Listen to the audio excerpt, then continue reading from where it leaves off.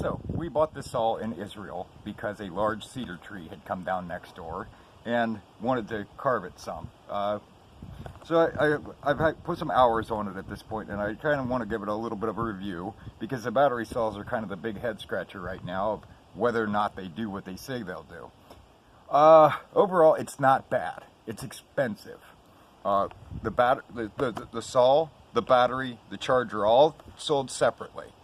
And if you're going to buy the charger, you may as well buy the top line charger, the quick charger, because the slow charger is really stinking slow, like 3 to 4 hours for one of these larger batteries. Now this is the AP300 lithium ion battery, which is the largest one you can get, which again, why would you mess around with something smaller? You know, that prolongs your run time quite a bit. Maybe if you're a homeowner and you're just messing around, cutting up a few limbs, you might want to go with a smaller battery. But this battery will go about 30 minutes, give or take 30 minutes of actual run time. In which case, if you're like a carver, you might want to get 2 batteries. This way, as one's charging, you're running the other one. With the rapid charger, you're looking at about an hour to charge one of these batteries. Now this saw, because it was in Israel, I think there's a different number. This is the MSA 200C, but I think it's like the American ones are like CBQ or CBE or something like that. But whatever, maybe you can get that one here as well. We had to repurchase the battery because they wouldn't let it on the airplane.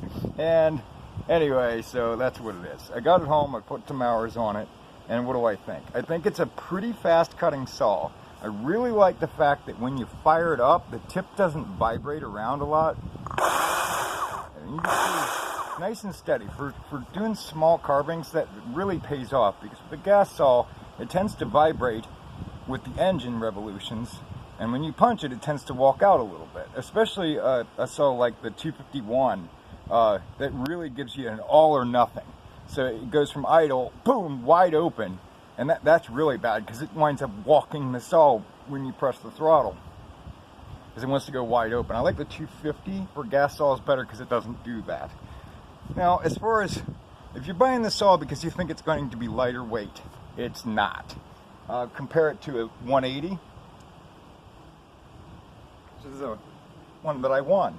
A 180, and the 180 full of gas, ready to rock and roll with a longer bar, is lighter weight than the 200 by a little bit. I mean, they're pretty comparable.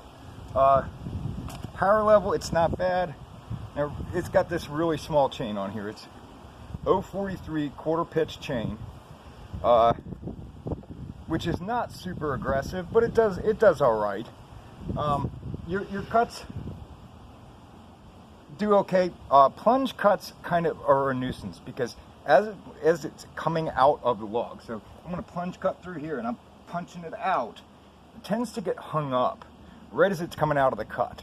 So it's kind of like an acquired thing that you have to learn to clear the cut a little bit and then punch it out, because otherwise the saw will hang up and it doesn't have enough bottom end to just rip right through it like a gas saw would. And people have said that this saw is higher torque, but I don't think so. I think a gas saw is definitely torqueier than this saw. Then the chain speed on a gas saw is certainly higher. But this saw is great because it's quiet. It gives you really good detail.